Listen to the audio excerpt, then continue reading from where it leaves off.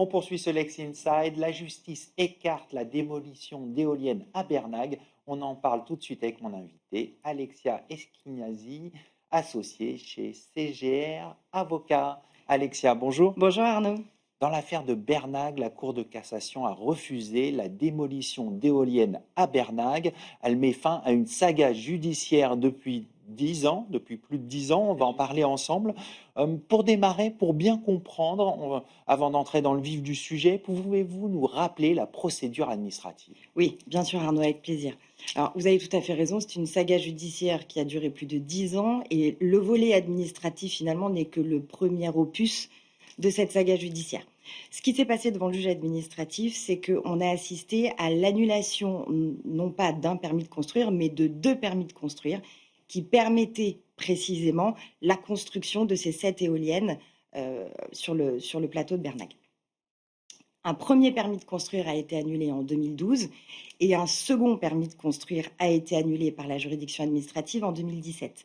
Mais la particularité de ce dossier, et c'est ça qui rend ce dossier très concret, c'est qu'entre 2012 et 2017, le parc éolien de Bernag a été construit, a été raccordé et a été mis en service. D'accord. Ce qui a donné la situation concrète suivante. On avait donc un parc qui tournait avec des permis de construire annulés. Sauf que le juge administratif n'a pour compétence que d'annuler finalement des permis de construire dont la légalité est entachée, mais ne peut pas ordonner la démolition. Ça, c'est l'office du juge judiciaire. Mais D'accord. en l'état de la saga administrative, les permis de construire du parc éolien de Bernag qui étaient raccordés et qui tournaient ont été annulés.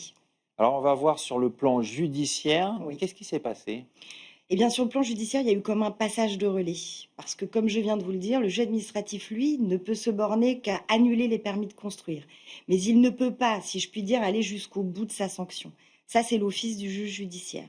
Et les associations de protection de l'environnement se sont emparées, finalement, de, de- de- Sujet. du sujet, exactement.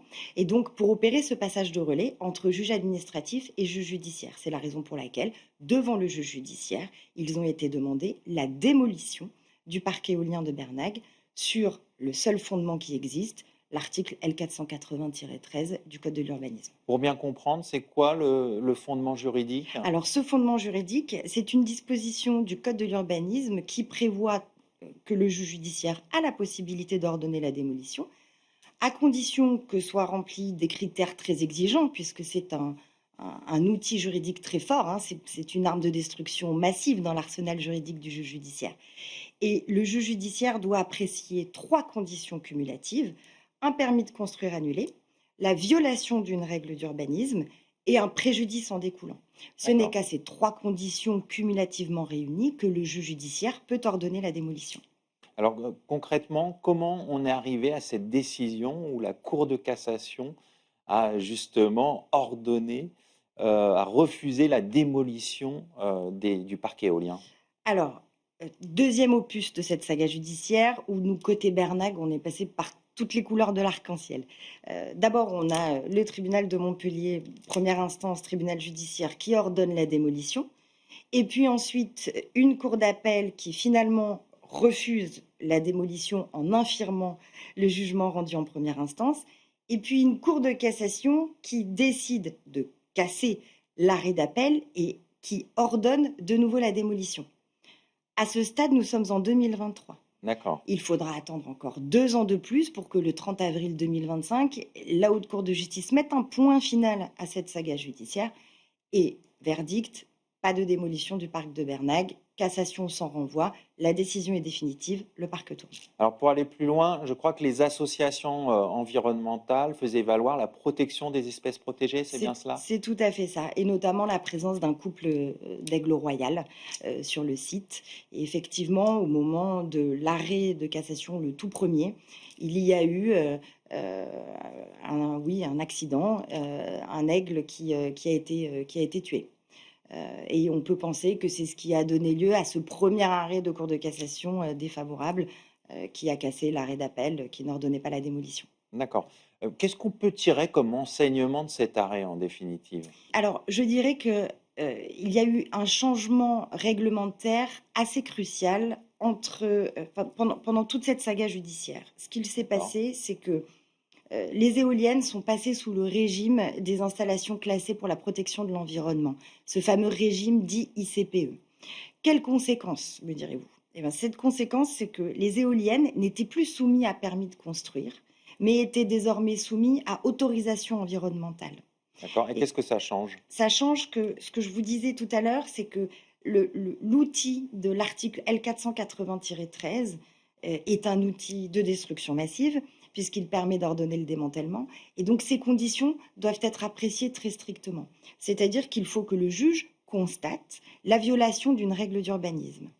Or, la Cour de cassation a considéré que la sanction de l'article L480-13 était tellement lourde de conséquences qu'il faut que le jour où le juge statue, cette violation soit constatée. Or, en 2025, lorsque la Cour statue, le parc éolien de Bernag n'a plus besoin de permis de construire, D'accord. puisque le parc éolien désormais obéit au régime des ICPE et donc à l'autorisation environnementale dont le parc de Bernag disposait. D'accord. Et Donc qui c'est était vraiment ce changement de réglementation qui a permis l'issue de cette saga judiciaire? exactement. C'est ce changement de réglementation qui permet aujourd'hui de voir le parc éolien encore composé de ces 7 aérogénérateurs.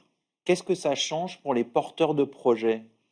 Je pense que c'est un message qui leur est délivré de sécurité juridique et donc de sécurité des investissements quelque part. Le juge judiciaire qui a à sa disposition dans son arsenal juridique cette arme-là qui permet de faire démanteler un parc, qui est donc une sanction grave, ne peut pas faire n'importe quoi et ne peut pas faire fi de l'évolution réglementaire.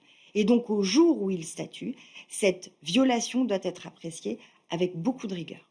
Comment on doit mettre en balance les intérêts de protection des espèces protégées Oui. et les intérêts des porteurs de projets? Comment on fait? C'est difficile, on voit une saga judiciaire comme ça d'une dizaine d'années, Oui. on voit les risques de démolition, un parc qui se construit, qui peut être démoli, un parc Oui. éolien. Comment on fait?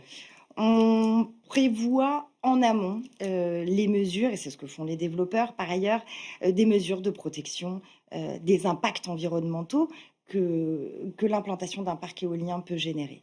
Donc aujourd'hui, les porteurs de projets sont très au fait de ça et des mesures environnementales à mettre en œuvre en amont pour protéger notamment les espèces qui avoisinent le parc éolien.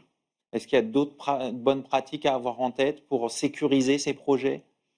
Je dirais l'assurance, voilà, l'assurance recours notamment, mais tous les mécanismes assurantiels qui permettent de sécuriser les investissements en cas de recours notamment, pour permettre la construction malgré les recours des associations de protection environnement ou des voisins, par exemple. Vraiment, pour finir, ce type de contentieux, ça peut faire peur pour les porteurs de Bien sûr. projets. Est-ce que c'est une tendance qu'on a régulièrement ou il y a quelques affaires comme ça qui ont des sagas judiciaires qui durent une dizaine d'années? Alors celui-ci est assez emblématique pour la filière, c'est certain. Les porteurs de projets savent que le démantèlement est possible à cause, je dirais, de cette disposition du Code de l'urbanisme. Néanmoins, c'est un message positif qu'envoie la Haute Cour de justice, d'appréciation stricte de ces dispositions et presque de conscience de la gravité des conséquences que l'application de ces dispositions peuvent emporter. On va conclure là-dessus. Merci Alexia Merci à vous. Esquinazi. Je rappelle que vous êtes associée chez CGR Avocats. Exactement. Tout de suite, l'émission continue. On va parler d'un droit essentiel dans nos vies hyper connectées, le droit à la déconnexion.